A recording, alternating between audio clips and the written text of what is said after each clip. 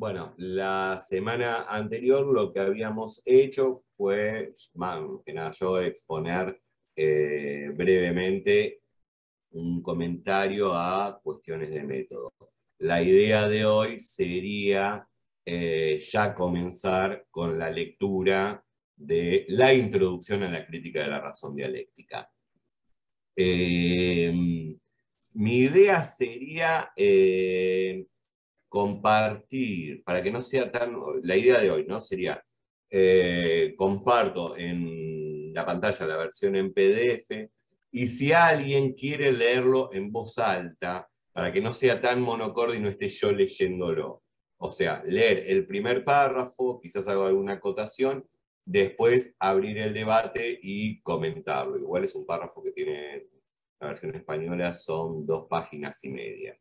Y si les parece, lo que podríamos hacer para el próximo encuentro, para que adquiera mayor dinamismo, es uno de ustedes prepare el párrafo siguiente, hace una exposición de media hora, sin obligación, ¿no? El que quiera, el que pueda, y después lo discutimos. Así que adquiere una dimensión más dinámica. ¿Les parece? Después, antes de terminar, si quieren, decidimos, el que quiera, ¿no? Se decide quién quiere exponer. ¿Les parece bien esa lógica, esa dinámica? Después, incluso por ahí para el próximo podríamos hacer, para estar más en contacto por cualquier cosa por cualquier cosa o cualquier problema, hacer un grupo de WhatsApp. Eso, bueno, podemos hacer para la clase, no, el encuentro que viene. Creo que ya podríamos hacerlo hoy. Ya que no ¿Cómo? estaré, es que el próximo viernes no podré estar. Ah, bueno, Eh, no, perfecto. El sí, grupo de WhatsApp, entonces, ¿cómo lo tengo que armar yo, no? Sí. No, Eh, Maxi, sí. que cada uno ponga su teléfono en el chat y yo los copio todos, los guardo y lo armo. ¿Sí? Ah, listo, perfecto. Ponen nos así, encanta la gente proactiva. así no te complicas la vida vos. Listo, Pongan, bueno, perfecto. ¿sí? Eh, yo ahí entonces paso también Va, El lo tuyo tenés. lo tengo, el tuyo lo Listo. tengo. Pero yo me tengo que fijar, yo no lo sé mi número de teléfono. Yo sí, cuando tengas dudas me llamas a mí, yo te lo digo. Listo, está bien. Pero ni siquiera sé el de línea, porque el de línea no lo usé nunca. Yo me mudé Ok. hace 2 años y medio. Tengo teléfono de línea y no lo usé nunca. Y así se va perdiendo tiempo hablando yo de que no sé mi número de teléfono. Pero bueno, ¿les parece esta lógica, esta dinámica para el grupo? Digo así, es más Sí, dinámica. buenísimo. Listo. Bueno, si quieren voy a... ¿Alguien quiere... ¿A quién leería? O sea, sería hoy. Leer el primer párrafo, si llegamos a un párrafo largo. No, sí, para el primer párrafo llegamos, sí. No, no vamos a llegar para el primer punto. Lo que podemos, o sea, lo leemos, yo por ahí hago algún comentario mientras se lee el texto y después abrimos la discusión. ¿Les parece? ¿Vos lees, Thais? Yo puedo leer, ahora soy la proactiva yo. Ah, está bien, está bien. No es muy exigente Quiero. mi forma de ser proactivo, ¿no? Ahí va. Miren. Me dice nomás cuando empezar. Sí. Porque quiero compartir la pantalla. Si les parece, comparto la pantalla. Igual, o si no, todos tienen el texto, porque por ahí no hace falta compartir la pantalla. Yo justo ayer me lo entregaron. Así que sí tengo el texto de Losada. Ah, listo. Sí, sí, Después, sí. No la versión en PDF. Yo iba a compartir Listo, no, entonces. sí, sí, igual si lo podés compartir, a mí me salvás porque mi computadora está por explotar. Ah, Eh, bueno, dale, dale, dale. Sí, lo comparto. creo que si abre un PDF y le suma a la vez, le sale humo. Está bien, está bien. Vale, gracias.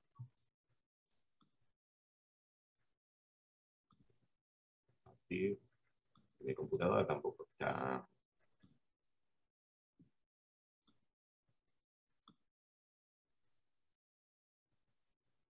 ¿Podés, Maxi, o no? Sí, sí, sí, sí, sí, sí, ya. Sí. Sí, en esto siempre tardo un poco, discúlpenme.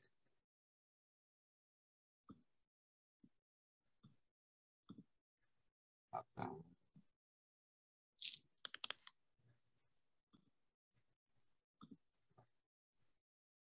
Díganme si se ve. Sí, ahí va a aparecer.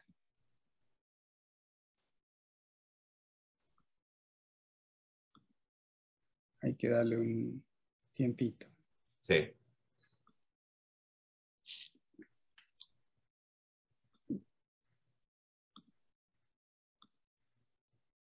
No, ¿no? Están las páginas, sí. Tenés que abrir las páginas nada más.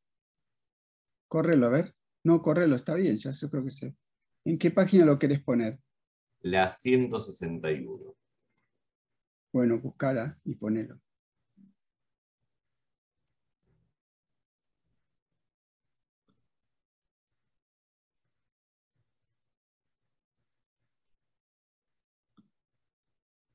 Ah, voy Si querés, corriendo. Maxi, la pena es que yo me tengo que ir menos 10 más o menos, pero puedo compartir pantalla para que no, Ah, ¿lo podés compartir vos? Sí, porque a mí me para liberar, aparece todas las no, hojas pero en aparte blanco. para liberarte de tareas.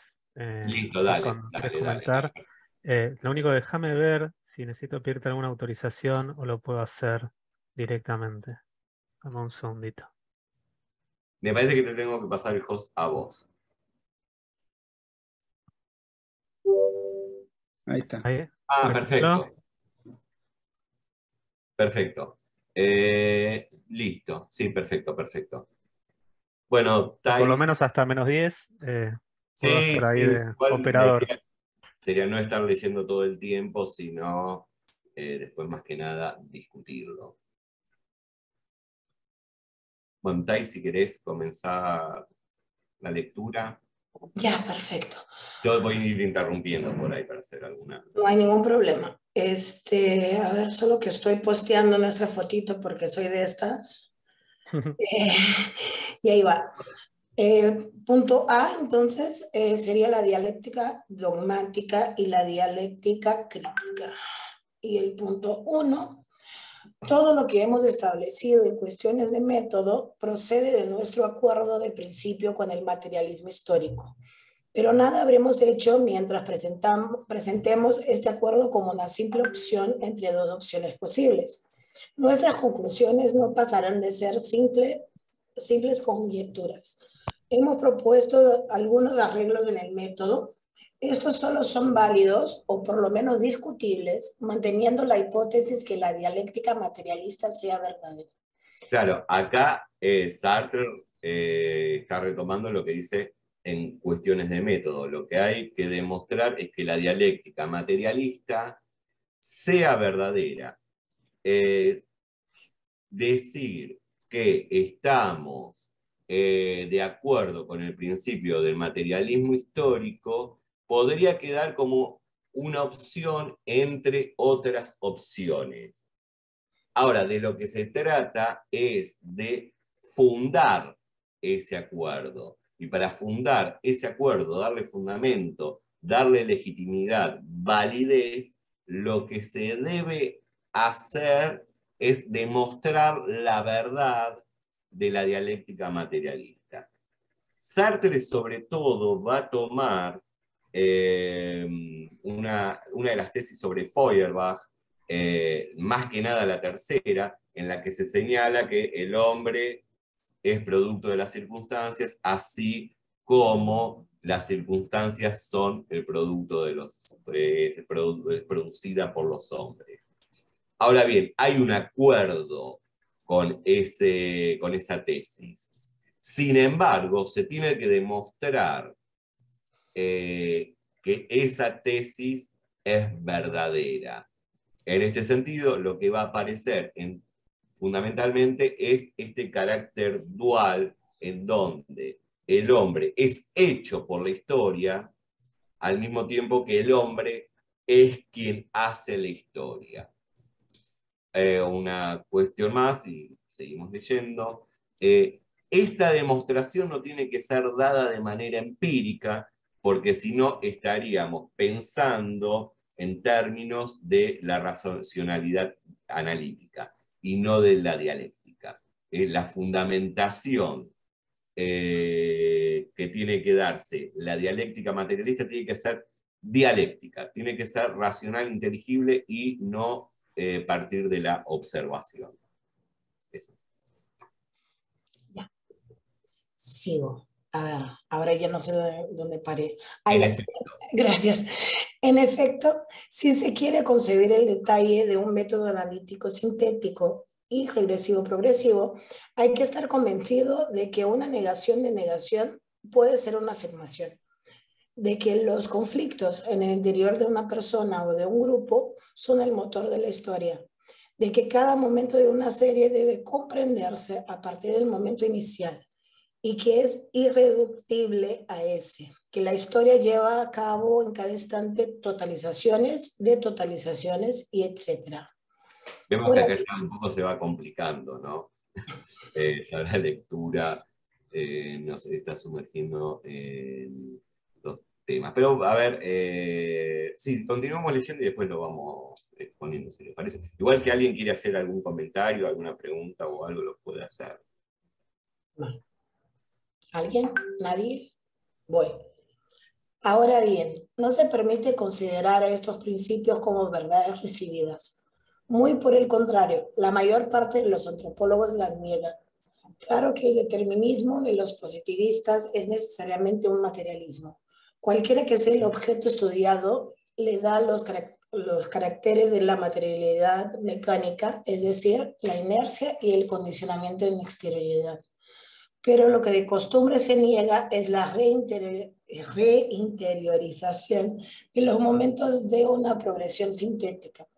Donde vemos la unidad de desarrollo de un mismo proceso, se esforzarán por hacernos ver la pluralidad de factores independientes y exteriores de los cuales el acontecimiento considerado es la resultante. Lo que rechazan es el monismo de la interpretación. Tomo, por ejemplo, al excelente historiador Georges Lefebvre, reprocha y no sé cómo pronunciar Lefebvre ya fue mucho, reprocha a Jaurès que haya descubierto en los sucesos de 89 la unidad de un proceso. Tal como lo presentaba Jaurès, el suceso del 89 parecía uno y simple. La causa de la revolución era el poder de la burguesía que había llegado a su madurez y el resultado era consagrarla legalmente. Ahora sabemos que la revolución del 1789, como hecho específico, necesitó un concurso verdaderamente extraordinario e imprevisible de causas inmediatas, una crisis financiera cuya excepcional gravedad provenía de la guerra en América, una crisis de trabajo engendrada por el Tratado de Comercio de 1786 y por la Guerra del Oriente. En fin, una crisis de carestía y penuria provocada por la mala cosecha del 1788 y por el edicto del 1787 que vació los graneros. Bueno, culminemos ahí. Si quieren pueden cerrar la pantalla y vamos ya, porque hay bastantes puntos para ver, bastante densidad en esta página, ¿no? Es una página nada más.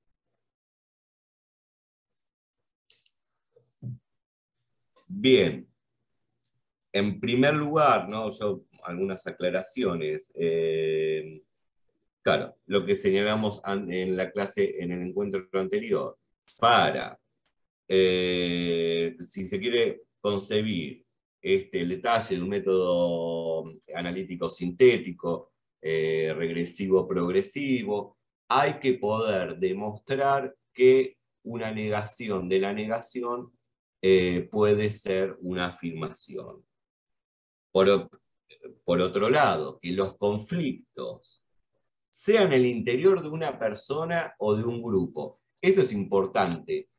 Y acá me parece que es donde aparece lo propio de la dialéctica sartreana, en donde en algún punto, o lo que intenta hacer Sartre, él vería que la dialéctica idealista se centraría en los conflictos de la conciencia sobre sí misma, mientras que la dialéctica materialista tradicional lo haría en los fenómenos externos. Ahora bien, la dialéctica sartreana, como es articuladora de lo subjetivo y de lo objetivo, y tiene que demostrar que los conflictos son el motor de la historia, de una persona como de un grupo. En este sentido hay una articulación entre interioridad y exterioridad. Esta cuestión en torno a la interioridad o interiorización también es muy importante, ya que como algo se mencionó, como se mencionó unos renglones más adelante, se habla de la ausencia de un pensamiento de la reinteriorización por parte de la antropología. La idea de conflicto. La idea de conflicto es muy importante porque hay que poder demostrar que el conflicto es, ahora bien, sea de una persona o de un grupo, es el motor de la historia. Y en esto Sartre va a encontrar un problema que es inherente al marxismo, pero incluso en el propio Marx. Todos conocemos cómo empieza el manifiesto comunista, ¿no? El motor de la historia es la lucha de clases. Ahora bien, sin embargo, sobre todo en el segundo tomo de ¿no? El segundo tomo de la crítica de la razón dialéctica, Sartre hace la siguiente pregunta. ¿La lucha engendra la división en clases o la división en clases engendra la lucha? Ahora bien, él dice que en el propio Marx esto no está trabajado.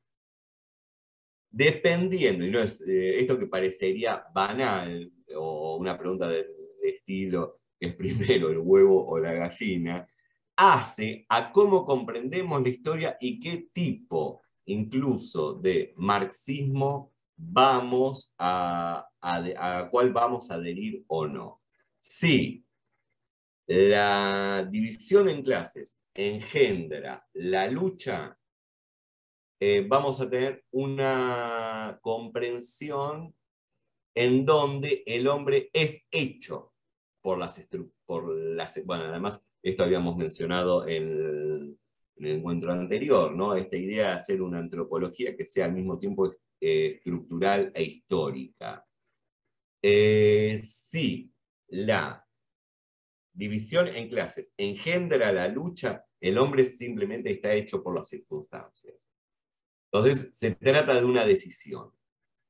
Sartre va a decidirse por la idea de que la lucha engendra la división.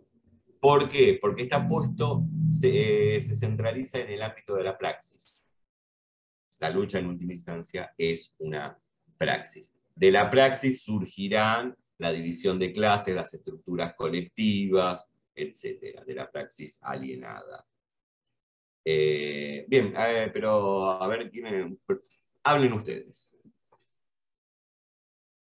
de que algunos puntos de este párrafo.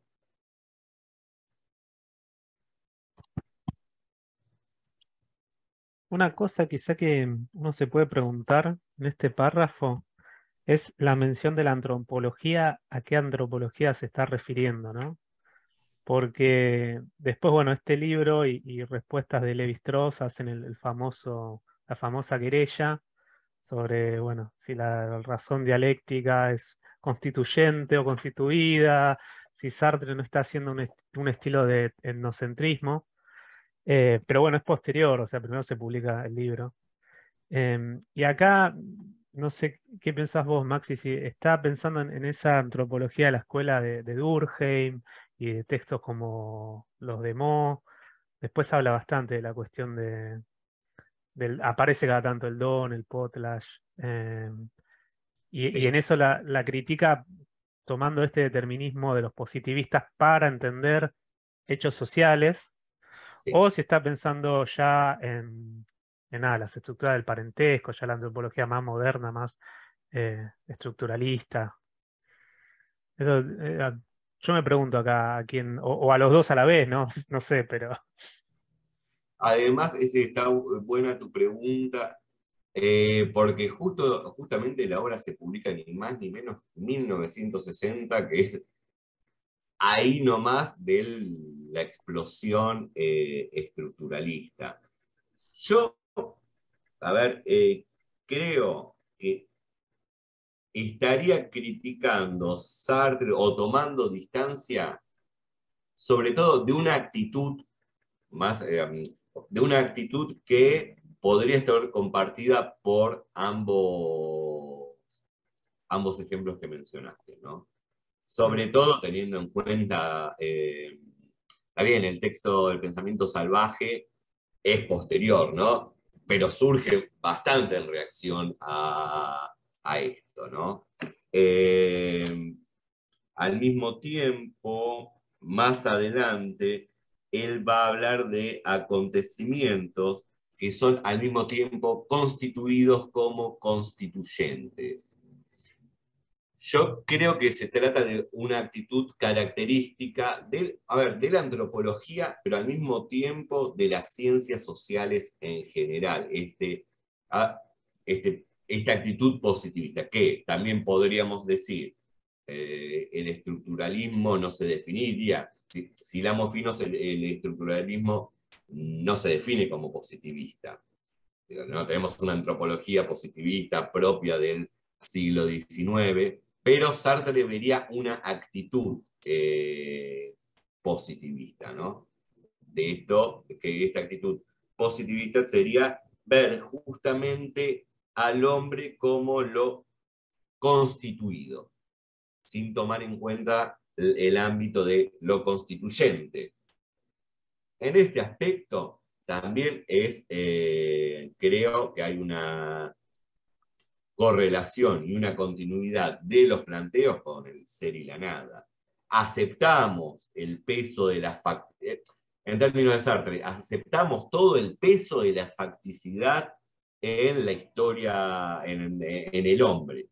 Sin embargo, esa facticidad no niega que sea libre, que el hombre haga la historia. Es hecho por la historia, pero al mismo tiempo él hace la historia. Y claro, ahí tenemos un problema en la cuestión de las estructuras de parentesco con Lévi-Strauss, tenemos un problema con Sartre, la estructura en última instancia. Hay estructuras, sí, pero surgen de una praxis, ¿no? No son lo constituyente. Son constituyentes constituidas, ahí está. O constituidas constituyentes. Que también en este ámbito del estructuralismo hay una discusión muy fuerte dentro del marxismo, entre Althusser y Sartre. Y va a pasar más o menos por el mismo ámbito. También podemos ir más allá y pensar en la cuestión del humanismo, del movimiento. También a veces uno incurre en ciertas generalidades, pero ese antihumanismo característico sobre todo del marxismo de Althusser no tiene que ver con el marxismo que en un punto es humanista de Sartre. Igual podemos discutir estos temas, ¿no? Ahí está lo rico. ¿Alguien quiere agregar algo? Sí, esa crítica, profe, con respecto al positivismo, también yo recuerdo haber leído un texto en Husserl y ya ahí hay una cuestión del problema de la ingenuidad de la ciencia justamente respecto de esta relación que usted plantea de lo constituyente y lo constituido, de alguna manera. Y esto que mencionaba de Sartre, un texto de Cohen que he leído, de Néstor Cohen, cuando analiza la cuestión de la crítica que está haciendo Ernesto Guevara respecto de cierta ala de izquierda y ciertas lecturas, justamente va en esa misma cuestión. Dice, justamente Ernesto rescata el Marx humanista o la lectura humanista justamente del marxismo frente a estas lecturas antihumanistas y si no recuerdo otro término mencionado también, pero esas lecturas justamente de perder esa línea y el etapismo ahí tan rígido, que incluso, bueno, en el caso de Cuba les representaba un problema por ciertas condiciones feudales que menciona el Che en ese sentido, y que, bueno, al necesitar etapas, necesariamente hubiesen tenido que pasar por una etapa puramente capitalista, y ellos justamente no estaban en con ese factum justamente ahí como para poder tomar las etapas. Claro, sí, sí, sí. Bueno, ese es un problema del ámbito histórico-político que se presentó no nada más en la Revolución Cubana, en la primera revolución que se define como marxista, que es la rusa, ¿no? No pasamos por la etapa capitalista.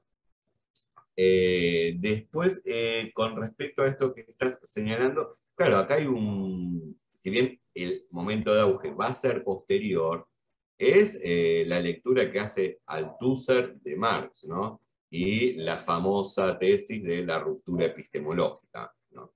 Hay un Marx humanista, filósofo, hegeliano, idealista, que es el que va hasta 1948 más o menos, ¿no? Y después viene el Marx científico, que no es humanista, no es filósofo, que se desprende, se despoja de los residuos del pensamiento hegeliano. Esa tesis tuvo mucho impacto, ¿no? En las discusiones en torno al marxismo. En un momento la visión de Althusser fue con mucho peso, pero el propio, bueno, después tenemos lecturas que explícitamente van a contramano de esta, ¿no? Erich Fromm, por ejemplo, sostiene una línea de continuidad dentro del pensamiento de Marx, que es es el de la praxis alienada, que ese sería el núcleo problemático que va atravesando toda la obra de Marx, eso para Erich Fromm. Igualmente, ¿no? El texto fundamental de este marxismo estructuralista es ese que está en Paralelo del Capital, ¿no? Si bien hay otras obras, obviamente, de Althusser, él lo escribe con Etienne Balibar, uno de los autores es Etienne Balibar. Y Etienne Balibar, yo tuve un encuentro con él cuando vino a la UNSAM y habla del momento estructuralista del marxismo y ya bastante lejos de esa posición. Ya incluso habla de una dialéctica histórica, de una dialéctica de la praxis, está alejado de esa posición. Digo, alguien que escribe este, este texto.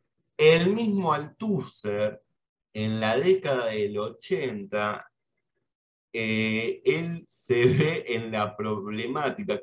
Hay un problema que es no nada más teórico, sino que es político histórico, que es en el estructuralismo, que es el ámbito de la praxis. Entonces, hay en dos textos, La soledad de Maquiavelo y Maquiavelo y nosotros, donde Althusser empieza a hablar del el materialismo aleatorio, creo. Sí, a ver, yo esto lo trabajé. Y toma a Maquiavelo como un exponente de esta posibilidad de pensamiento que, aún con todo el peso de las estructuras, dé un margen para la acción política.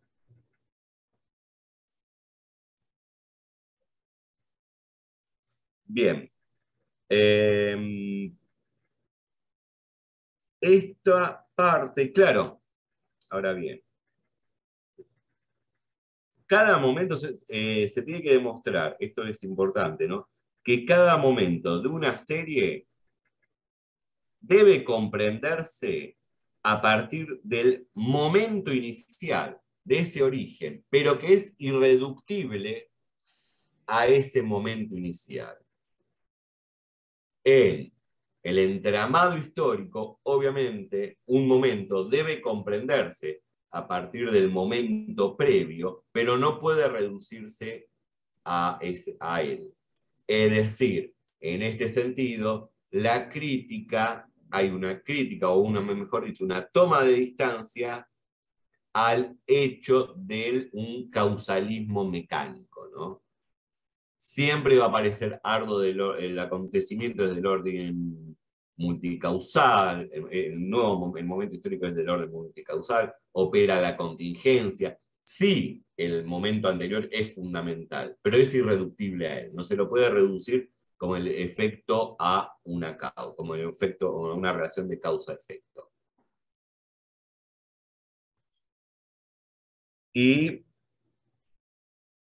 Bueno, también, ¿no? En esta toma de distancia con la antropología, que repito, yo creo que habría que verlo sobre todo por lo que dicen cuestiones de método, la toma de distancia no es nada más con la antropología, sino con la actitud de las ciencias. Se trata de ciencias humanas, o bueno, acá es de ciencias humanas y ciencias sociales, ¿no? Claro, que se ve una pluralidad, ven una pluralidad compuesta de factores independientes, pero no se ve la unidad del desarrollo histórico en este sentido. Pero que es algo propio, característico del método científico aplicado en las ciencias sociales. Ahora bien, por eso Sartre las denomina ciencias auxiliares, no está en contra de ellas. Pero la filosofía, si es unidad articuladora de sentido, si es saber, y el saber es totalización, es unificación, no puede incurrir en aquello propio de las ciencias sociales, a las que él llama ciencias auxiliares, no en cuestiones de método. Es más, eso tiene un carácter, tiene una importancia fundamental, ya que las ciencias auxiliares son las que otorgan el contenido de lo particular a la totalización, a la totalización que es el saber, que es la filosofía, ¿no? Una estrategia similar se puede rastrear también al bosquejo de una teoría de las emociones. En la introducción, cuando hace una crítica de la psicología positiva y empírica y sobre el acontecimiento y la necesidad de encontrar un principio significante para comprender el hecho aislado y la relación causal y la cadena causal, que en ese momento se atribuye a la conciencia. Bueno, acá lo encontramos respecto a, bueno, a la historia y a la praxis de una pluralidad de individuos que actúan con la materia y después actúan contra sí y en cooperación entre ellos, pero es un gesto muy similar, ¿no? De crítica a las ciencias humanas que tienen este perfil, ¿no? Objetivista y determinista del ser humano. Claro, claro, sí, sí, sí. Que es algo, pero repito esto, Sartre le dice, está muy bien que lo haga. El problema es que eso se vuelva el método de la filosofía. Tal cual. La racionalidad analítica que es propia de las ciencias lo que hace es tomar los procesos de objetivación, lo dice explícitamente. Ahora, la filosofía tiene que tomar este juego entre objetivación exteriorización e interiorización o reinteriorización, ¿no? Claro, esto está bien lo que señalás, porque es también la discusión que ya tiene desde el principio con la psicología. Bien.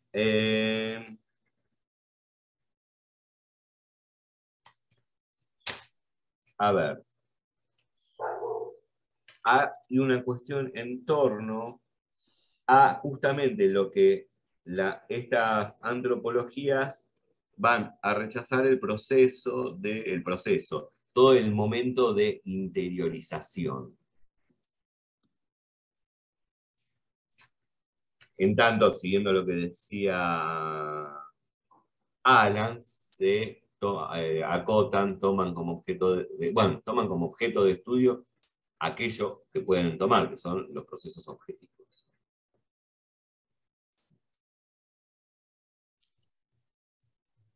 Después, ¿no? También, cuando habla de Lefebvre, lo que está tomando Sartre ahí como ejemplo, si antes se mencionó algo de antropología, también se va a tomar el ámbito de los historiadores. Claro, porque lo que hace Sartre cuando habla de hacer inteligible la historia, no está hablando de el labor de un historiador o el labor de la historiografía, sino el sentido filosófico de la palabra, del concepto historia, ¿no?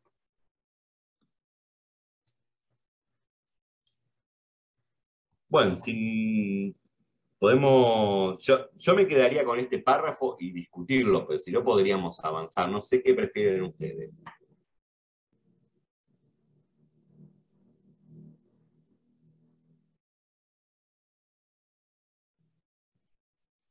Pues quizá podríamos ir avanzando y creo que hay cosas en las cuales él mismo va clarificando y después vuelve y va. Entonces, a lo mejor van surgiendo otras cosas que aporten a la reflexión de este párrafo. No sé. Listo, bueno, avanzamos un párrafo más, sí. ¿Lo podés compartir, Alan? No, de hecho me tengo que ir, aprovecho para decirle Ah, chau. listo, está bien, está bien, está bien, está bien. Te Está bien. cedo mi función a otra persona. Nos vemos la Yo lo próxima. puedo hacer. Tengo cosas marcadas en mi PDF, pero lo puedo hacer. ¿Lo podés ¿Querés hacer? que lo lea yo, Maxi, y lo comparte Thais, como para ir alternando también? Dale. Como quieran, sí. Necesito nomás el host o el co-host. Yo tengo el texto acá conmigo, si quieren comienzo a leer mientras Thais después comparte, ¿sí? Sí. Bien. En cuanto a las causas profundas, insiste sobre el hecho de que sin la revolución aristocrática, que empieza en 1787, que aborda, la revolución burguesa hubiera sido imposible. Concluye, el ascenso de una clase revolucionaria no es necesariamente la única causa de su triunfo, y no es fatal que llegue este triunfo, o en todo caso que tome un aspecto violento. En el presente caso, la revolución fue desencadenada por los que tenía que aniquilar, no por los que la aprovecharon. Y nada nos dice que grandes reyes no hubiesen logrado detener los progresos de la aristocracia en el siglo XVIII. No se trata de discutir este texto, al menos por ahora. Desde luego podría convenirse que con Lefebvre que la interpretación de Jaurès es simplista, que la unidad de un proceso histórico es más ambigua, más polivalente, por lo menos en su nacimiento. Podría tratarse de encontrar la unidad de las causas dispares en el seno de una síntesis más vasta, mostrar que la impericia de los reyes del siglo XVIII es tanto condicionada como condicionante, etc. Ahí hay un punto, ¿no? Esto que hablaba recién. La impericia de los reyes como elemento histórico es al mismo tiempo condicionante como condicionada. Esa es una cuestión fundamental para el pensamiento de Sartre. No es el simple efecto de una causa, ni es la simple causa de un efecto, sino que es a ver, en nuestros términos sería causa y efecto al mismo tiempo, condicionante y condicionada, ¿no? En algún punto el entramado de un acontecimiento histórico significa una red que excede la cuestión lineal, ¿no? Sí, continúa. De encontrar las circularidades, demostrar cómo el azar se integra en esas verdaderas máquinas de feedback, que son los sucesos de la historia, y que queda digerido enseguida por el todo, hasta que el punto que aparece ante todos como una manifestación providencial, etc. Otra cuestión importante para señalar, la dialéctica sartreana, a diferencia de las dialécticas mecánicas, reduccionistas, es una dialéctica de la contingencia, no es una dialéctica de la necesidad en el sentido mecánico del término. Esto, bueno, se va a ver más adelante, Sartre lo va a trabajar. ¿Hay necesidad? Sí, pero es a posteriori, ¿no? Al surgir la contingencia, establecerse como, en términos merleau-pontianos, como una sedimentación se vuelve una necesidad. Pero no es necesidad en el sentido teleológico mecánico. Eso ya está presente en a la articulación entre necesidad y contingencia, es característica del pensamiento sartreano. Ahora, donde igualmente el fundamento sería la contingencia. Miren, por ejemplo, lo que va a decir Sartre cuando habla de la escasez o rareza, hay un término en francés es raret, raret, ¿sí? A veces traducido como escasez, a veces como rareza. Él dice, nuestra historia es la historia de la lucha contra la escasez o rareza. Sin embargo, la rareza es un hecho contingente. Podría no haber sido, pero eso es contingente. Entonces podría haber una historia que no sea lucha contra la rareza o escasez. Sin embargo, no es nuestra historia. Nuestra historia necesaria el fundamento es contingente, pero es necesario pensar la rareza, porque ya se dio así. ¿Se entiende esto? ¿Se comprende? El fundamento es contingente. A ver, esto mismo aparece en el ser y la nada. Esta misma idea de la articulación entre contingencia y necesidad. En el ser y la nada, por ejemplo, cuando habla del ser ahí, que todo ser para sí, toda conciencia, cada uno de nosotros, es en un ahí, necesariamente es en un ahí. Es contingente que yo sea, pero si soy en un ahí, en un estar ahí, en una ubicación espacio-temporal. ¿Ahí se entiende? Entonces, la rareza o la rarez o la escasez es contingente. Sin embargo, nuestra historia es lucha contra la rareza. En ese sentido, es necesaria para que sea nuestra historia. Sí. Pero mucho A más ver, adelante, Leonardo, ¿quieres hacer un comentario? No, decía que respecto a la escasez, lo que señala que es situacional, es propia, es inmanente a la lógica del sistema capitalista en la etapa que Sartre describe. Si no es una dialéctica a priori sino, o trascendental, sino que es inmanente a la situación.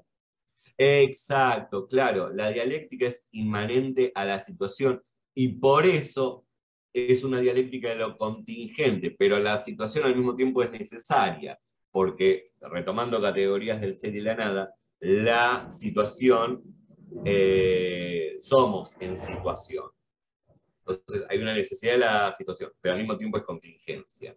El fundamento sería la contingencia. Sí, continúa.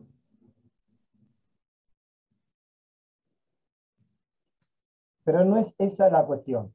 Ni siquiera se trata de probar que esas síntesis son posibles, sino de establecer que son necesarias. Exacto.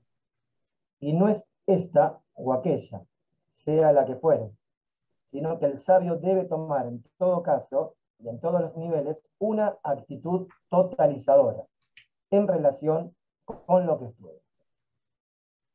Si querés seguir, porque me parece que por ahí lleguemos a terminar el parágrafo. Bien. No olvidemos, en efecto, que los antropólogos nunca rechazan absolutamente el método dialéctico. Lefebvre mismo no critica en general todo intento de totalización.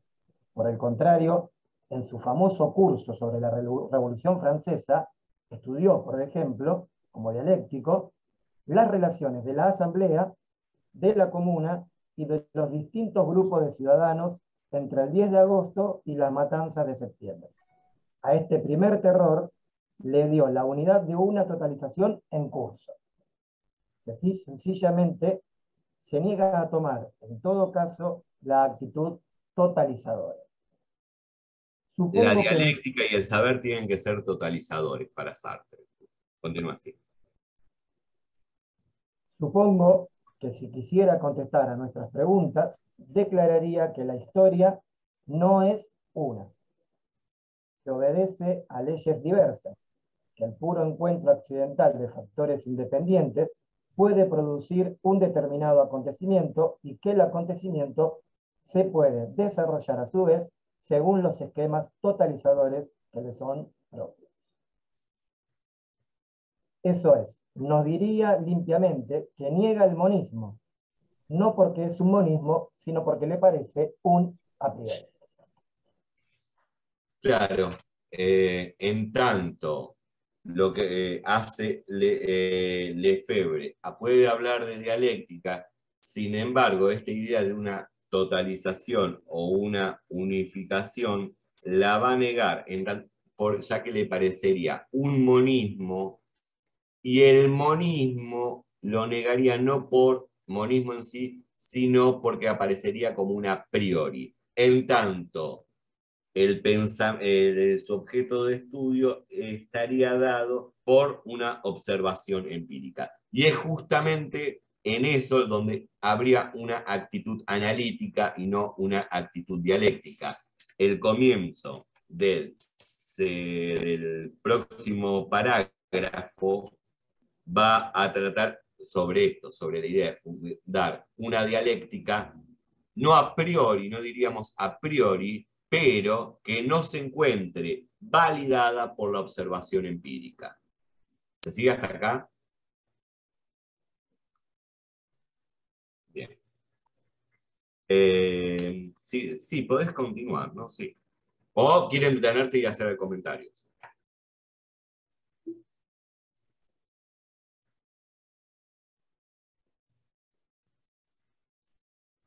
Bueno, continúa. ¿Continuamos? Sí, sí, sí, sí. Bien. Esta actitud ha sido precisada en otras ramas del saber. Un sociólogo, Gurvitch, la ha definido exactamente como un hiperimperismo dialéctico. Se trata de un neopositivismo que rechaza todo a priori. No se puede justificar racionalmente ni el recurso exclusivo a la razón analítica, ni la incondicionada elección de la razón dialéctica. Siempre juzgar sobre los tipos de racionalidad que encontramos en nuestras investigaciones, tenemos que tomar el objeto tal y como se da y dejar que se desarrolle libremente ante nuestros ojos. Es él el que nos dicta el método, la manera de aproximar. Poco importa que Gurvitch llame dialéctico a su hiperempirismo. Lo que con eso quiere indicar es que su objeto, los hechos sociales, se da en la experiencia como dialéctico.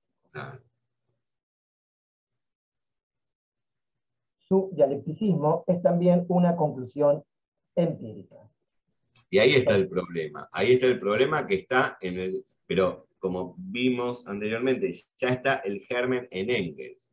La dialéctica se fundamentaría en la observación empírica. La dialéctica se fundaría en la analítica. Eso implica una contradicción, para Sartre, ¿no?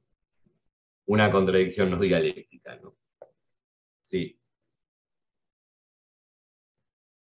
Retomo, su dialecticismo es también una conclusión empírica, lo que significa que el esfuerzo hecho para establecer movimientos totalizadores, reciprocidades de condicionamiento, o como justamente dice, perspectiva, etc., se funda en experiencias pasadas y se prueba a lo largo de las experiencias presentes. Al generalizarse esta actitud, creo que podría hablarse de un neopositivismo que descubriese en tal o cual región de la antropología, unas veces campos dialécticos, otros campos de determinismo analítico y otras, si cabe, otros tipos de racionalidad. Claro, ahí hay una nota al pie. Leámosla, porque tenemos tiempo igualmente. El psicoanálisis teórico usa a la vez el determinismo, la dialéctica y la paradoja en el sentido kierkegaardiano de la palabra. La ambivalencia, por ejemplo, no puede ser en la hora actual ni considerada como una contradicción, ni tampoco del todo como una ambigüedad kierkegaardiana. Acá tenemos una diferencia muy interesante, ¿no? Que es la contradicción en el sentido hegeliano, está hablando, frente a la idea de ambigüedad de Kierkegaard, ¿no? Esa es una diferencia muy, muy interesante. Sobre todo cuando pensando a veces en la dialéctica merleau-pontiana, donde parece jugar el tema de la contradicción y la ambigüedad casi como, no diría sinónimos, pero de una manera muy similar, una dialéctica de la ambigüedad, para hablar de Merleau-Ponty explícitamente. Ahora, la dialéctica de Sartre es una dialéctica de la contradicción, en ese sentido la herencia hegeliana es más clara. Sí. ¿Continuamos? Sí, sí, sí, sí. Según el uso que se haga, podría pensarse en una contradicción real, pero cuyos términos se interpenetren. Así se prefiere en una contradicción sin oposición. A mi parecer, lo que les falta a los psicoanalistas es la oposición, por lo menos en algunos puntos, porque hay conflicto dialéctico entre el ello, el superyo y el yo. Pero no bueno, esta parte es muy interesante porque abre el campo o la discusión al ámbito, bueno, vos, Thais, que te dedicas a la clínica, ¿no? Hablar de una dialéctica entre yo, ello y superyo, más que como compartimentos estancos. No sé si querés decir algo al respecto a partir de...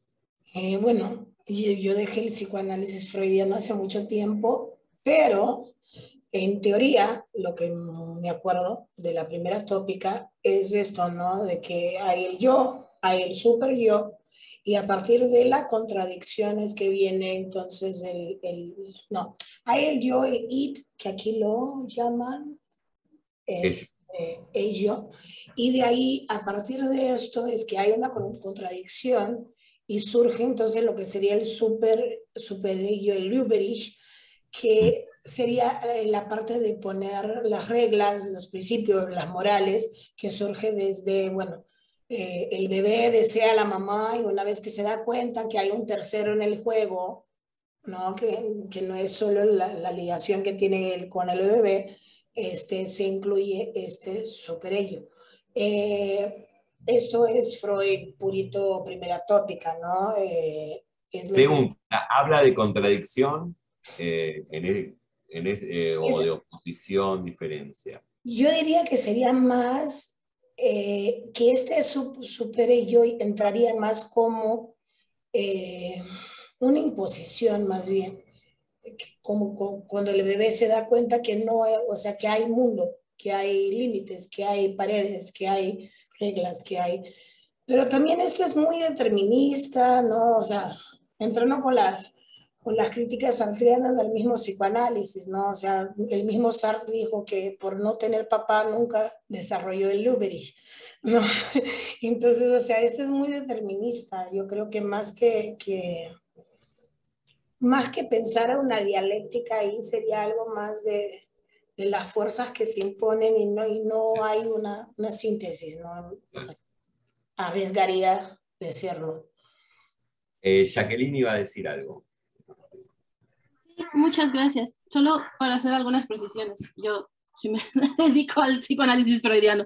Entonces, bueno, recordemos que la primera tópica es más bien consciente, preconsciente, inconsciente.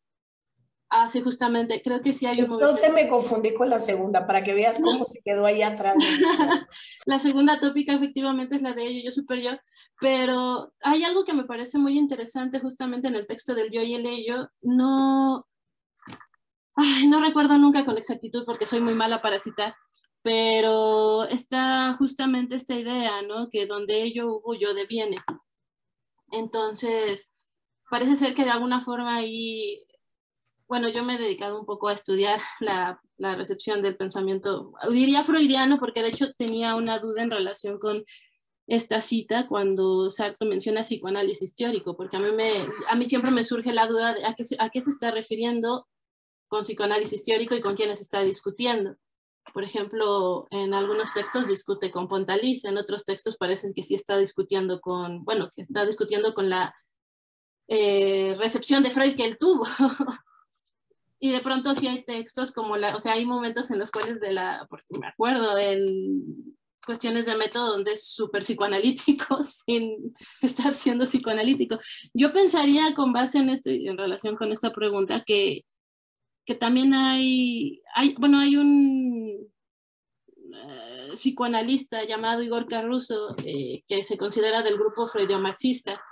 Y me parece que podría ser un análisis interesante en esta perspectiva, porque también hay textos como Introducción del Narcisismo, donde se puede ver justamente cuál es la conformación de este yo. O sea, es algo que me parece que comparten en el psicoanálisis, al menos freudiano y lacaniano también, pues no se partiría de la idea de que ya hay un yo constituido, previo o anterior, sino que es un resultado también de la misma realidad. Y hay un juego muy interesante justamente en esta segunda tópica, porque el ello, a pesar de, o sea, el superyo sí puede ser este conducto moral, pero no es la única función. O sea, también hay una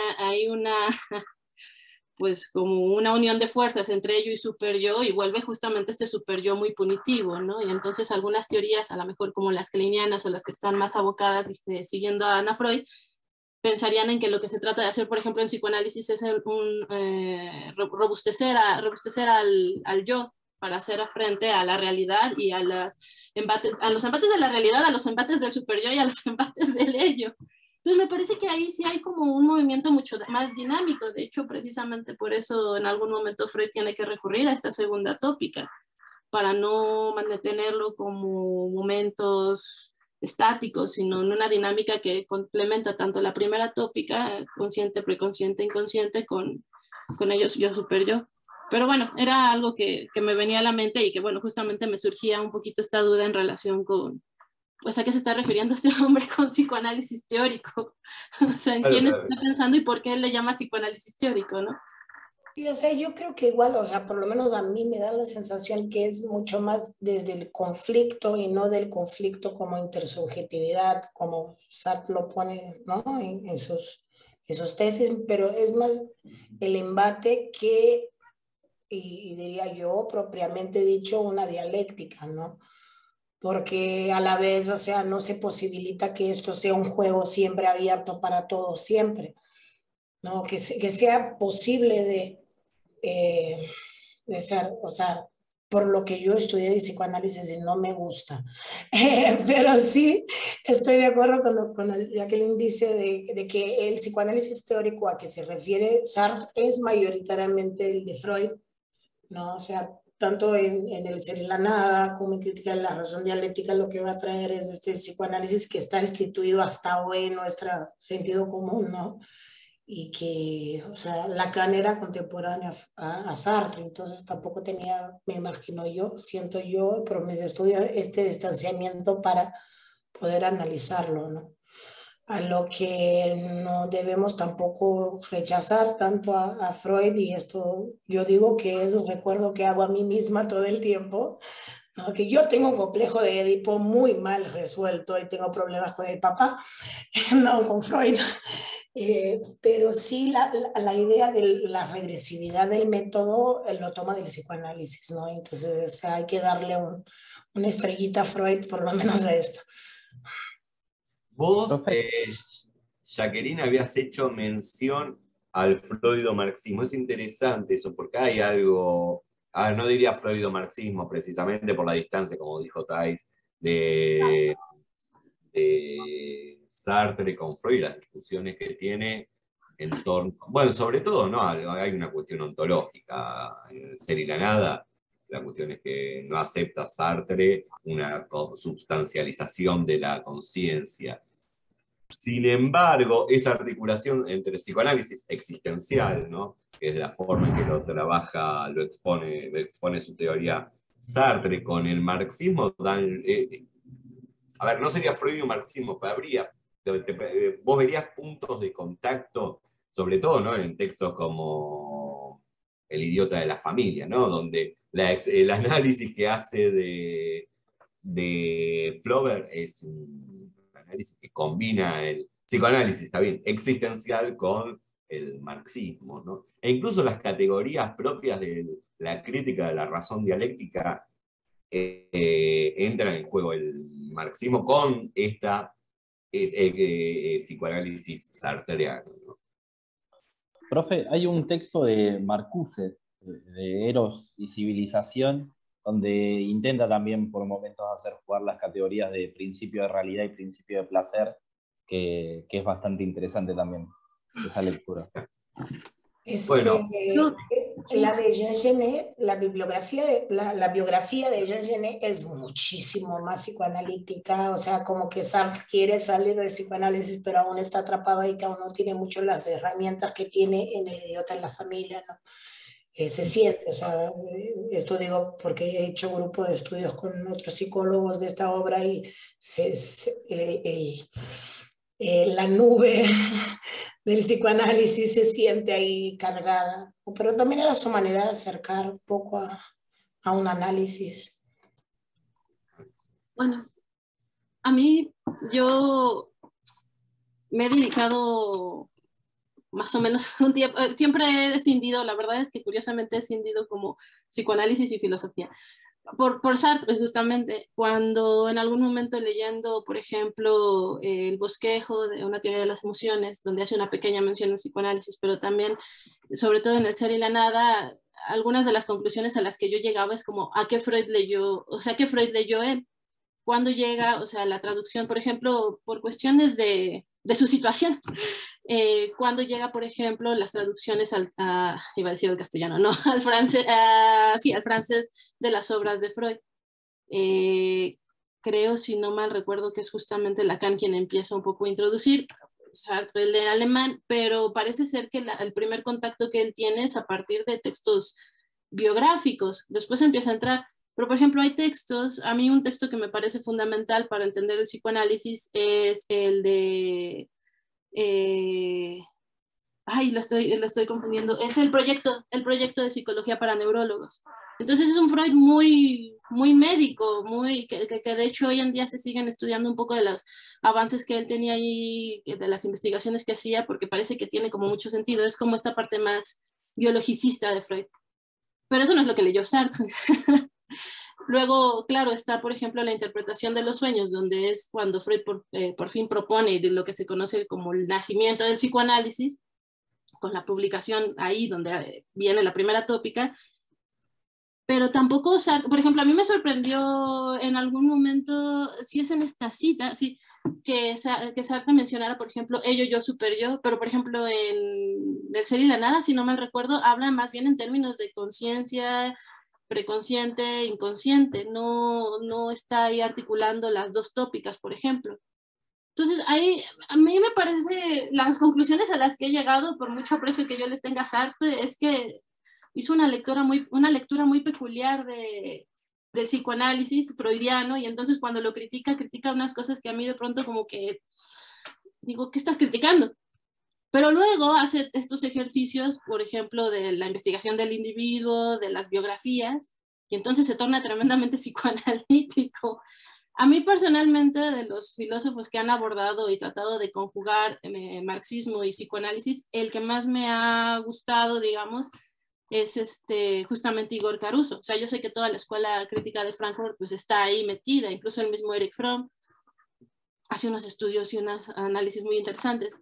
Yo les recomendaría, y a lo mejor si ahorita en lo que va el seminario hay oportunidad, o sea, yo les recomendaría el texto de Narcisismo y Socialización. O sea, es un texto muy interesante de Igor Caruso, porque parte de la idea, por ejemplo, del autismo como en relación justamente con el comportamiento social, o sea, con cómo va impactando en la realidad. Y me parece que tiene varios entrecruces ahí con Sartre.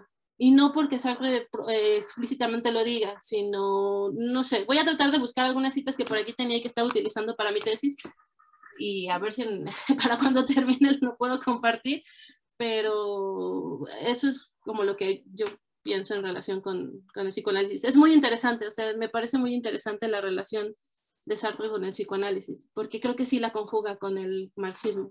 O sea, sí, yo sí vería como una suerte de freudo-marxismo también. Sí, o sea, yo creo que el mayor problema de Sartre, por lo menos en El ser y la nada, con Freud es el inconsciente, o sea, desde lejos desde el inconsciente. La noción de inconsciente es imposible desde el existencialismo, ¿no? O sea, no es concebible. Y teniendo en cuenta que todo lo de Freud, la gran mayoría de lo que desarrolla es a partir de esta noción, como que se cae mucho de las teorías de Freud, ¿no? Y esto veo en la clínica también.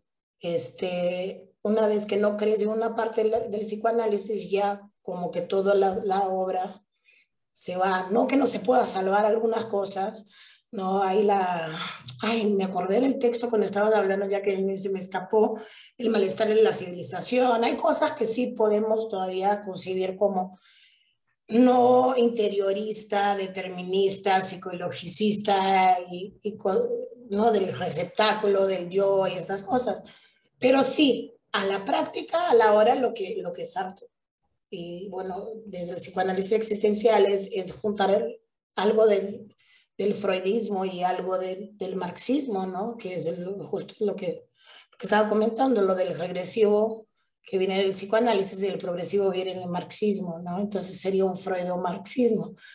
Pero Sartre, como siempre, criticando lo que le da la gana a partir de la recepción de lo que le llega, ¿no? Y cómo le llega. Era un genio. Bueno, esto que dice Thais, ya aparece, sobre todo Sartre no va a aceptar la idea inconsciente, y creo que es, ante todo, su primer interlocutor para discutir esto es Husserl, ¿no? O sea, quizás la tesis va a ir hacia Freud de manera lateral, ¿no? Porque en la trascendencia del ego, la principal disputa es que no hay un yo trascendental, sino que la conciencia es translucidez, vacío, etc. Y ya al punto que en el ser y la nada la conciencia pasa a ser una dimensión ontológica, ¿no? Ya entonces, al ser la conciencia translucidez, vacío, no puede haber inconsciente.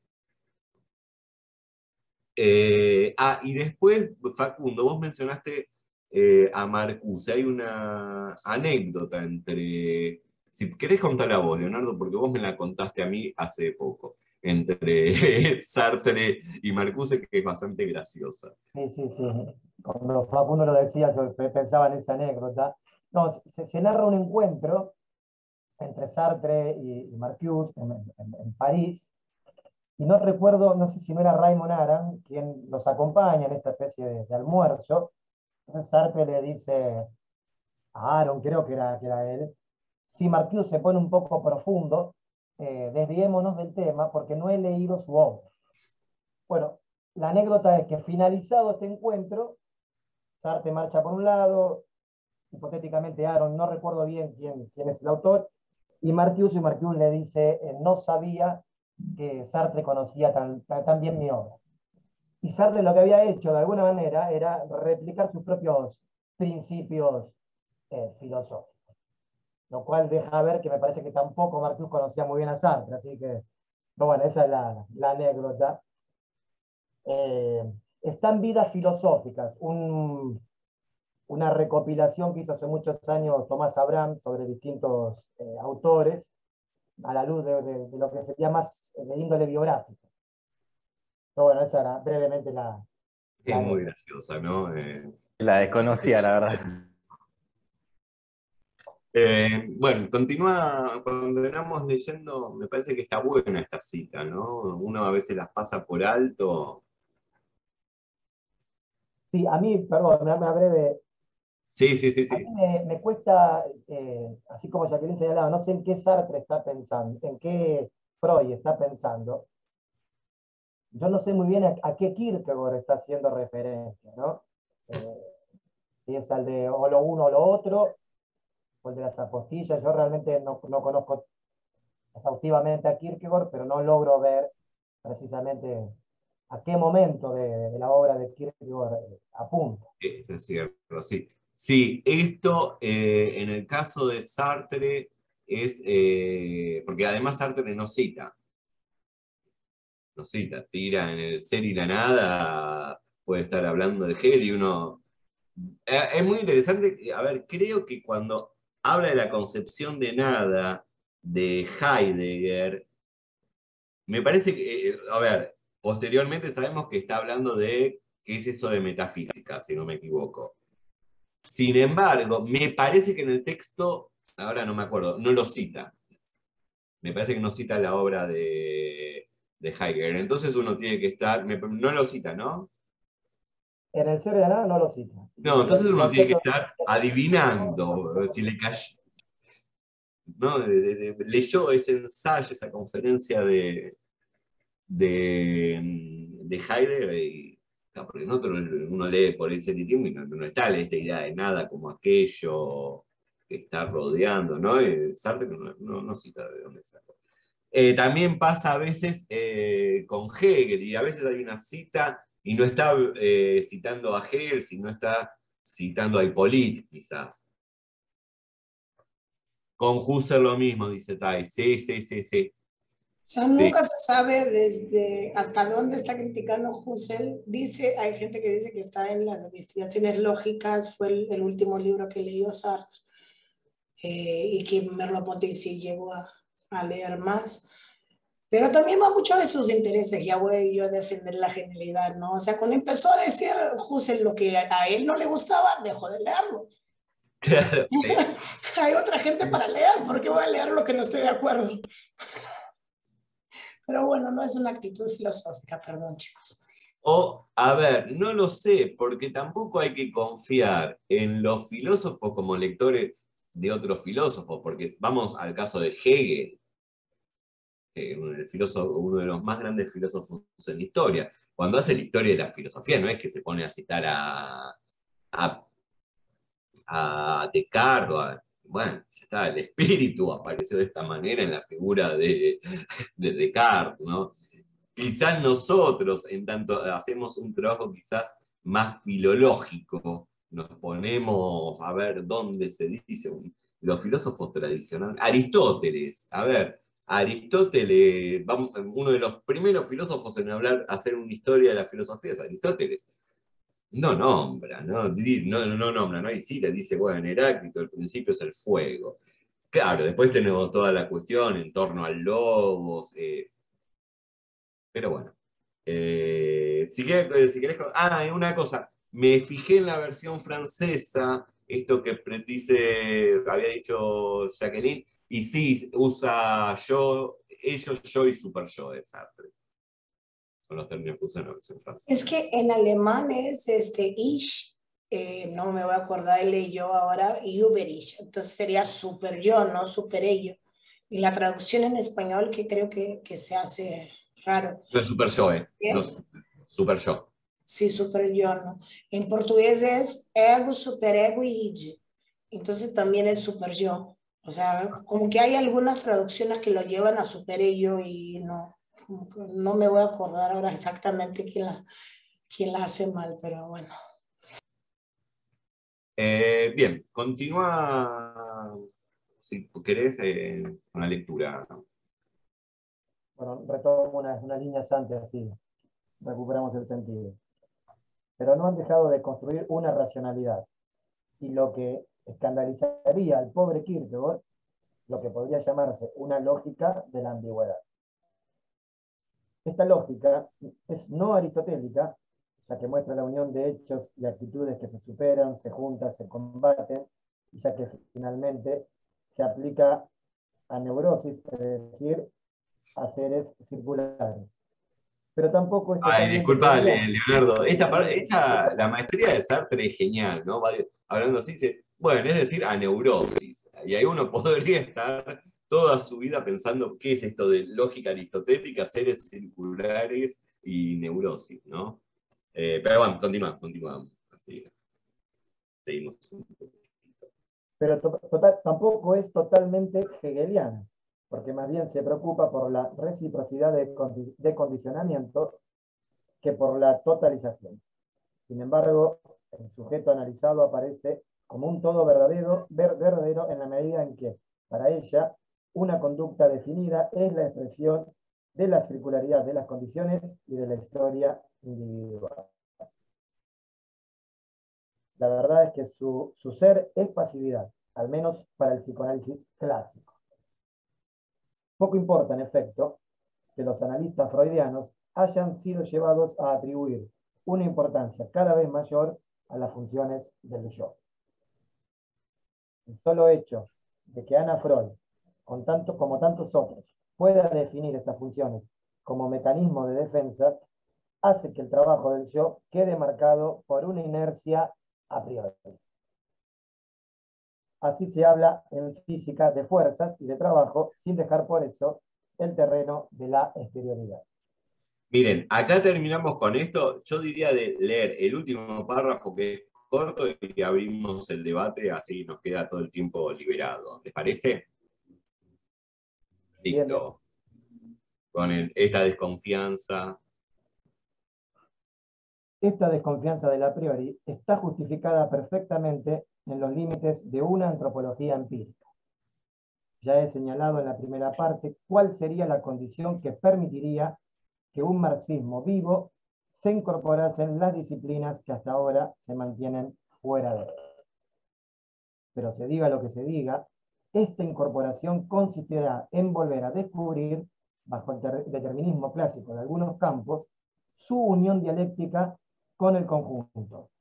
O si se trata de procesos ya reconocidos como dialécticos, demostrar esta dialéctica regional como la expresión de un movimiento más profundo y totalizador. Lo que después de todo significa que se nos remite a la necesidad de fundar la dialéctica como un método universal y como ley universal de la antropología. Lo Y que acá supone viene la pedir, parte central, ¿no? lo que supone pedir al marxismo que funde su método a priori. En efecto, cualesquiera que sean las uniones vistas en la experiencia, nunca lo serán en cantidad suficiente como para fundar un materialismo dialéctico. Una extrapolación de tal amplitud, es decir, infinitamente infinita, es radicalmente distinta de la inducción científica. Listo, cerramos, si quieren, cerramos el PDF. Abrimos los micrófonos.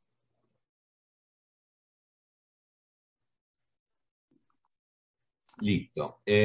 Bueno, me parece que hay varios puntos para señalar.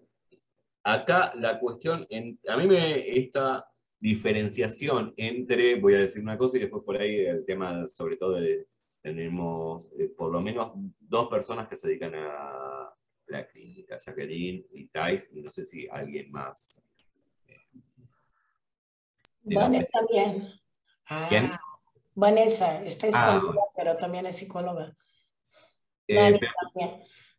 Esto me parece muy importante, esta diferenciación de la lógica aristotélica, hace con la lógica aristotélica, que dice también, bueno, no es la hegeliana, pero sobre todo con la diferencia con la lógica aristotélica y en algún punto, porque se trata de una lógica que no es la que va a emplear Sartre, sino, ya que tenemos la cuestión, lo que habíamos dicho antes, ¿no?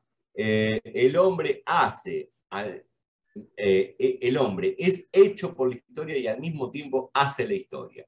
Entonces, dentro del entendimiento analítico, cuya lógica propia es la lógica aristotélica, a partir de los tres principios, ¿no? De los tres principios. A ver, ahí tenemos la oposición entre libertad y necesidad como determinismo, ¿no? Que forma parte de las antinomias kantianas. O el hombre hace la historia, o el hombre es hecho por la historia, o el hombre es un ser determinado, o es un ser libre. La dialéctica significaría una lógica que no es la lógica aristotélica, en donde la contradicción no es anulatoria, no anula, sino que moviliza al pensamiento, y en el caso de Sartre tiene que demostrar que puede movilizar a la praxis. Entonces, el principio A o A desigual B no puede ser determinante. En esto es importante, ¿no? La herencia de la lógica hegeliana, ¿no? De la ciencia de la lógica hegeliana, ¿no? donde decimos ser y a partir del pensamiento en torno al ser, concluimos que ser y nada son lo mismo. Sino que se trata de una lógica dialéctica, es una lógica relacional. Sí.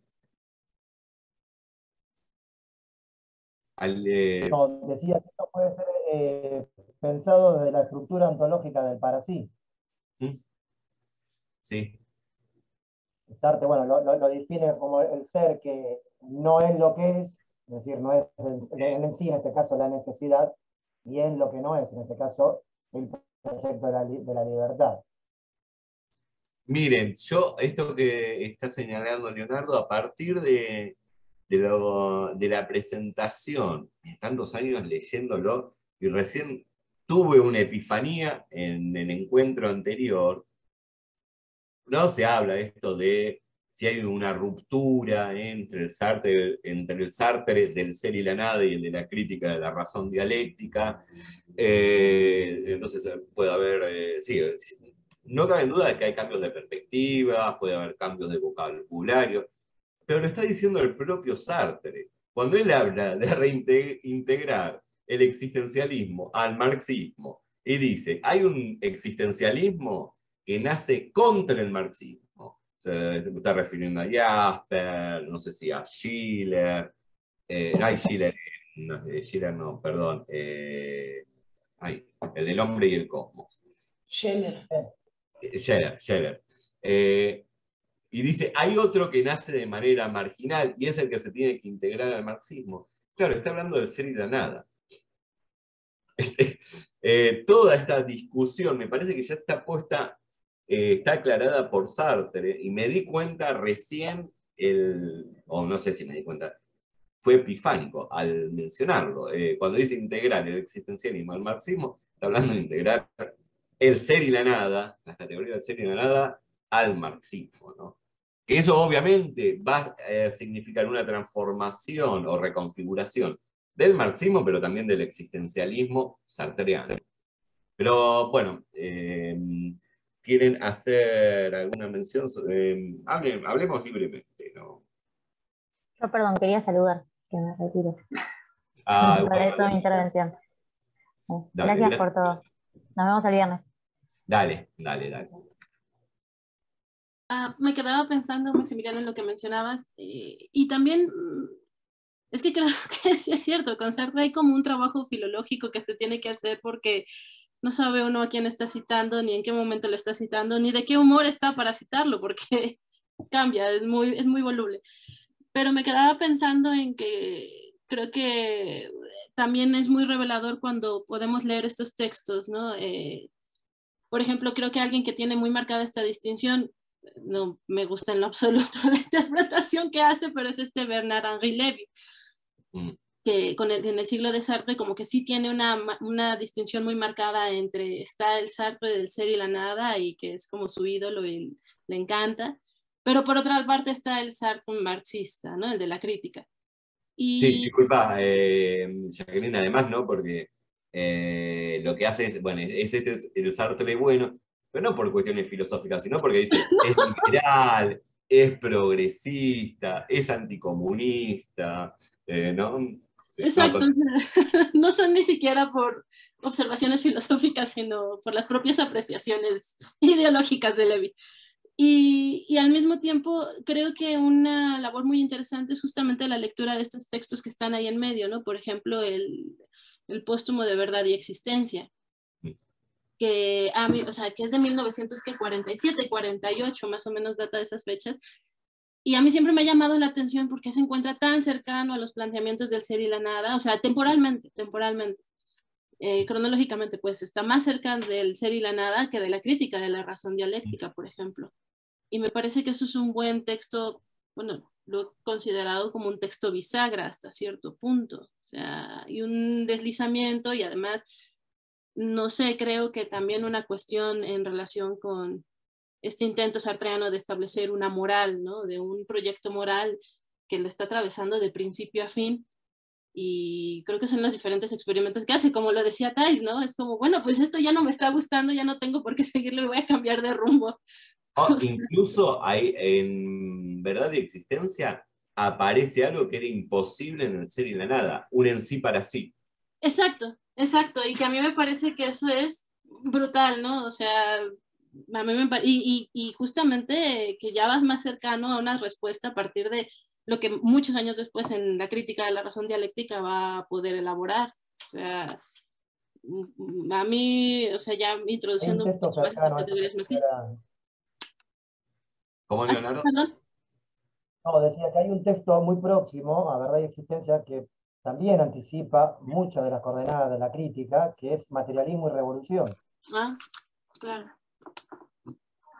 Sí, sí, sí. Con esta idea de antifisis que, si se quiere, hasta se podría leer como esto que señalaba Maximiliano, de la posibilidad de un en sí para sí, cosa que no se vea nada. Bueno, sabemos todos que no estaba dentro de las condiciones. Claro, además que son del mismo año, los dos son de 1940, creo, y los dos son del 47, ¿no? Sí. Creo que sé que Verdad y Sí, Existencia sí. Materialismo y Revolución del 46. Ah, 46. Ah, Y en el mismo tiempo en que está escribiendo Los Cahiers para una moral, ¿no? exacto. Y además, más o menos por esas fechas no tan lejanas, por ejemplo, está A Puerta Cerrada. O sea, Claro. yo creo que una de las virtudes que yo encuentro en Sartre es que es muy transparente. O sea, sí es muy voluble, pero es muy cambiante, pero es muy transparente. Y en esa medida también estaba pensando en la pregunta que hacía Alan al inicio en relación con qué antropología podría estar discutiendo. Y creo que una de las ventajas de Sartre es justamente todas estas entrevistas o textos que aparecen en Etem Modern. Y estaba pensando en un texto, no sé, creo que no hay traducción al castellano. Yo tengo el texto en inglés y es que es la subjetividad. Creo que hay que son las conferencias que da en Roma, en el Instituto de Gramsci. Sí.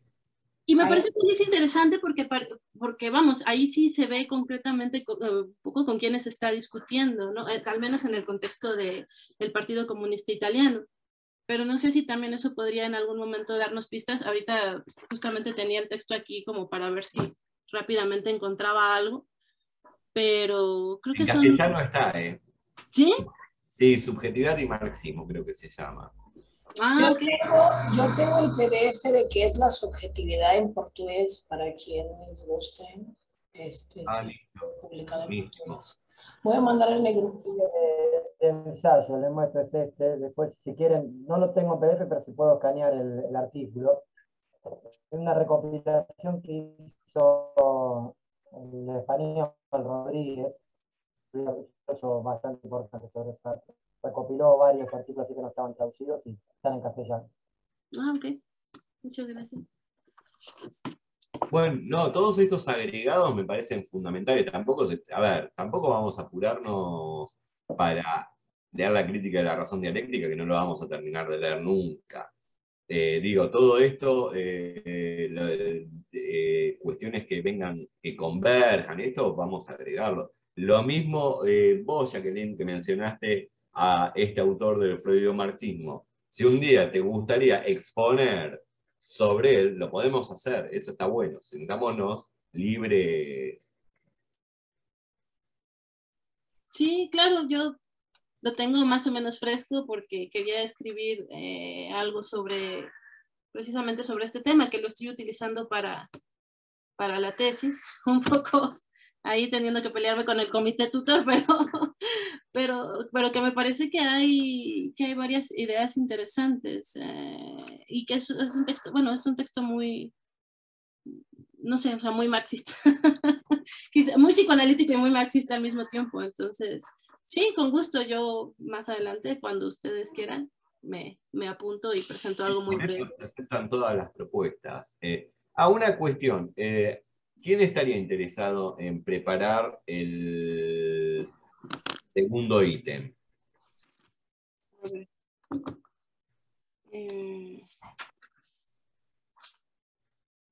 Nadie, está bien. Si no, lo leemos en conjunto. Yo lo intento preparar, pero...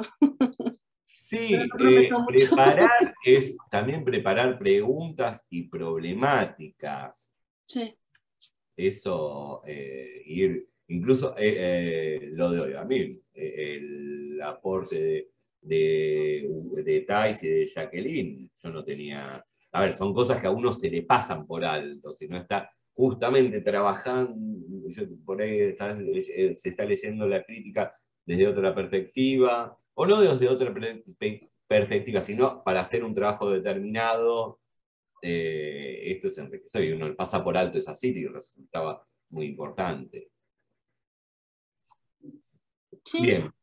yo preparo el segundo apartado.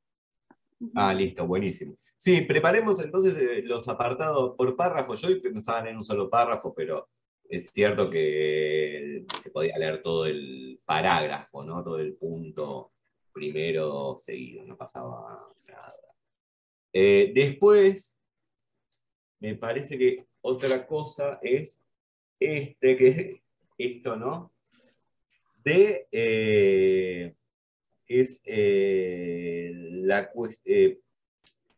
esto en torno a cómo integrar estas dialécticas particulares a una dialéctica que sea universal. Entonces, esta dialéctica universal tiene que darse, a mí me resuena mucho, pero también porque tiene que ver quizás con las lecturas que hace uno, me resuena mucho a Hegel, ¿no? Esta dialéctica del universal se tiene que fundar a sí misma sin hacer uso de la experiencia empírica. Juan, no, bueno, muchas gracias a vos por estar presente. Muchas gracias a vos. Me parece que esa parte a mí en lo particular me interesa mucho. Después quería, a ver dónde lo tengo. Ah, espera, a ver, acá tengo dos cosas que quería señalar.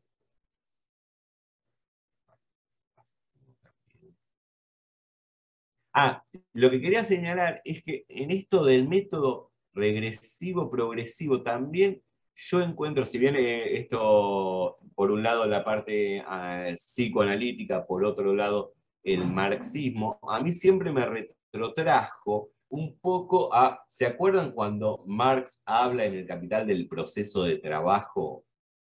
Que en un momento da la definición del trabajo, justo tengo el Capital abajo de la PC, o sea, no lo puedo sacar. En un momento Marx da una definición de trabajo. ¿No? El trabajo es la transformación de la naturaleza por medio de la praxis, que es lo que significa la transformación del sujeto mismo, pero esa definición es universal. Es el trabajo no... me da la impresión que es el momento regresivo, está bien que es un párrafo nada más que Marx habla de esto. Y después, claro, este trabajo no se da nunca, esta forma de trabajo es en cierta medida, al ser universal, es abstracta porque no se da no se da a partir de las determinaciones históricas concretas, pero es necesaria esa parte para poder hablar del trabajo alienado en los manuscritos de 1844, del fenómeno del fetichismo, etc. Y digo esto para pensar o aclarar cuando el punto de partida metodológico en la crítica de la razón dialéctica es la praxis individual. Pero la praxis individual que no se dio nunca. Digo, porque es el momento abstracto del método. Pero por un lado hay que comenzar, porque nunca hubo un hombre solo frente a la naturaleza, ¿no? Para volver inteligible la historia hay que comenzar por algún lado, y la elección sartreana es comenzar por esta praxis individual. Quería hacer por ahí una aclaración de lo que yo había dicho. Cuando Sartre hace en el segundo tomo de la crítica esta oposición, ¿no? Por un lado, la comprensión de la lucha engendra la división de clases, o la división de clases engendra la lucha, y en donde Sartre dice, bueno, mi punto de partida es que, mi elección es que la lucha engendra la división de clases, no se trata de un análisis historiográfico, sino de una toma de decisión para poder hacer inteligible la historia. Lo primero es la praxis.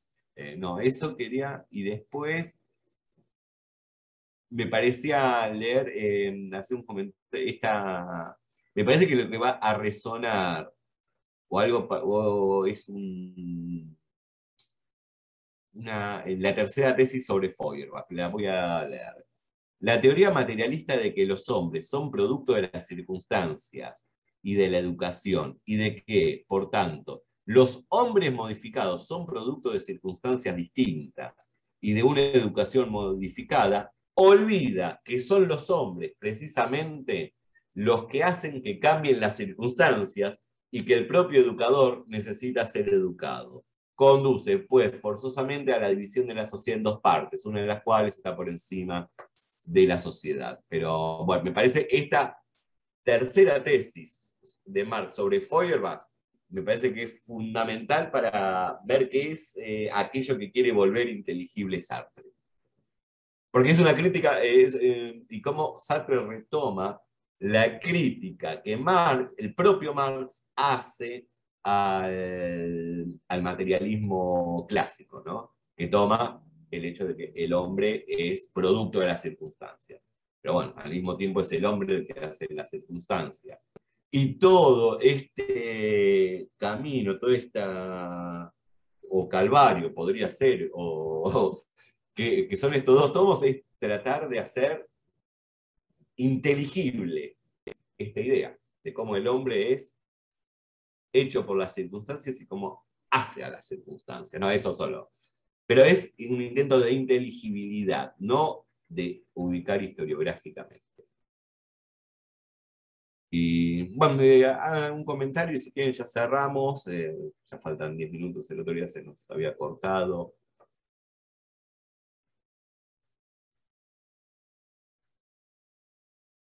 Una opinión, propuesta. Bueno, rápidamente. Me decían que subjetividad y marxismo viene la conferencia de Roma, ¿no? Sí.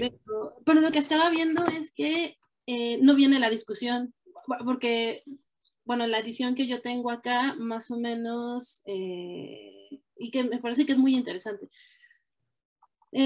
más o menos sería como esas 30 páginas, o sea, en el texto que yo tengo, digamos, sería esto la conferencia, pero todo esto es lo que viene de discusión. Ah, mira. Entonces, Claro. creo que en esa medida es bastante interesante, lo interpelan bastante bien. Voy a preparar lo que tengo que leer para preparar para la próxima semana, pero voy a tratar de contrastarlo un poco con lo que viene aquí, porque finalmente son de 1963, entonces creo que podría ser interesante a lo mejor qué va explicando Sartre ahí ya en el marco de la conferencia y directamente con un interlocutor que directamente le está preguntando o que le está interpelando para ciertos aspectos. Entonces, si ustedes no tienen problema, yo... No, buenísimo. No, a mí me parece buenísimo. También, a ver, no es quedarnos en la letra chica de Sartre, sino abrir a cómo se pone en juego con otras obras del mismo Sartre, que también podrían ser de otro autor. Además es interesante por la distancia temporal, que es la misma época, ¿no? Bueno, también es la misma época el prólogo a los condenados de la tierra, ¿no? Ah, es cierto. Sí, es Estamos cierto. hablando del prólogo del 61, creo. Y bueno, nos vemos entonces la semana que viene. ¿Listo? ¿Les parece? Ahí no sé si ya estará armado el grupo. Ya. Y bueno, y nos vamos pasando información también. Información o lecturas que uno quiera hacer. O compartir, ¿no? Vale. Y bueno, entonces, bueno, gracias a todos por participar. Gracias a ti, gracias a todos. Chicos, Gracias. buenas noches. Nos vemos. Muchas gracias.